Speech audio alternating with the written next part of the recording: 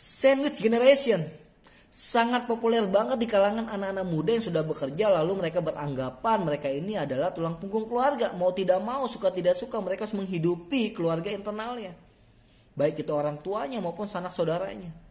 Lalu mereka beranggapan masa depannya hilang karena uangnya habis, tidak bisa nabung. Uangnya habis untuk menghidupi keluarga internalnya. Saya mau bilang gini, kalau kita mempercayai hal itu, kita menerapkan istilah sandwich generation di dalam kehidupan kita, kita tidak akan diberkati oleh Tuhan. Sebab hal itu mendukakan hati Tuhan dan sangat bertolak belakang dengan kepribadian Tuhan. God is love, Tuhan adalah kasih. Mau tidak mau, suka tidak suka, kita harus bisa mengasihi siapapun itu, dalam kondisi apapun kita harus bisa mengasihi tanpa batas. Ya, saya menangkap ini di dalam Galatia 6 ayat 2. Bertolong-tolonglah menanggung bebanmu, demikianlah kamu memenuhi hukum Kristus. Kalau kita melihat garis besarnya di dalam Galatia 6 ayat 1 sampai 18, jelas temanya, saling membantulah kamu.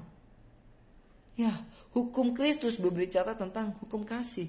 Ada dua, kasihlah Tuhan Allahmu, yang kedua kasihlah sesamamu. Bukti kita mengasihi Tuhan yaitu kita mengasihi sesama. Why? Karena kita adalah anak-anak Allah.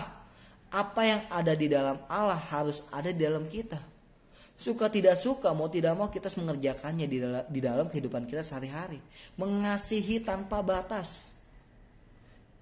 Kalau kita menerapi istilah sandwich generation, seakan-akan kita tidak percaya berkat Tuhan. Berkat Tuhan kita tidak percaya. Karena kita membatasinya. Jangan membatasi berkat Tuhan dengan istilah sandwich. Kita pernah lihat sandwich kan? Di atasnya roti, di bawahnya roti, tengah-tengahnya dihimpit berbagai macam isi. Ada sayur-sayuran, ada beef and fish.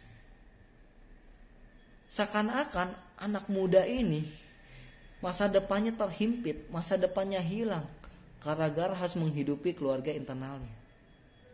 Karena uangnya habis katanya. Jangan memiliki istilah ataupun menerapkan hal itu dalam kehidupan kita sehari-hari. Kita gak akan diberkati oleh Tuhan. Saya mau bilang nih kepada anak-anak muda yang mau menikah. Kenali pasanganmu dengan baik. Cermati. Jalin komunikasi yang baik dengan calon pasanganmu. Terbukalah. Jangan kita kenal luarnya aja, dia cantik, dia sopan, dia ramah. Kita harus kenal dia dari dalamnya, khususnya keluarga internalnya. Cari tahu apakah pasanganmu ini adalah tulang punggung keluarga atau bukan. Jangan sampai kamu menyesal di kemudian hari. Ketika mertuamu minta duit sama kamu, kamu gak kasih, lalu istri atau suamimu marah. Kenapa kamu gak kasih? Cekcoklah kalian. Mungkin pukul-pukulan. Ujung-ujungnya cerai. Saya mau bilang juga kepada para orang tua, jangan mempunyai mindset di dalam pikiranmu bahwa anak itu adalah investasimu di masa depanmu. Jangan. Hal itu mendukakan hati Tuhan. Tuhan gak berkenan dalam pikiranmu. Saya mau bilang gini, anak adalah pemberian yang terbaik yang Allah berikan dalam hidupmu. Pemberian yang paling berharga dalam hidupmu. So, ketika Tuhan memberikan tanggung jawab yaitu anak kepada kita, kita harus bisa mengerjakannya. Karena tanggung jawab itu langsung dari Tuhan. Hargai pemberian Tuhan. Kerjakan tanggung jawab Tuhan. Berikan edukasi yang baik, karakter yang baik. Tentunya sesuai dengan standar Tuhan.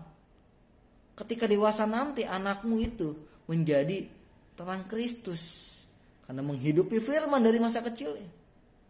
Ayo, jangan punya pikiran, mindset di dalam pikiranmu bahwa anak adalah investasi masa depan kita. No, jangan, salah besar.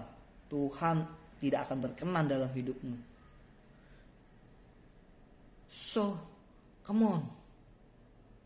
Jangan menghidupi istilah ini. Sandwich generation. Anak-anak muda, hey, perhatikan baik. Siapapun yang menerapkan istilah ini, yang memberikan hal ini, dia adalah orang yang tidak bertanggung jawab. orang yang mendukakan hati Tuhan, yang melemahkan iman kita kepada Yesus. Ayo, kerjakan perintah Tuhan. Terapkan kasih Tuhan dalam kehidupan kita. Siapapun itu, tanpa batas. Jangan ada embel-embel di belakangnya. Yang paling penting, jangan ada kekecewaan, kepahitan di dalam hidupmu, dalam hal kamu memberi. Oke, Tuhan Yesus memberkati. See you.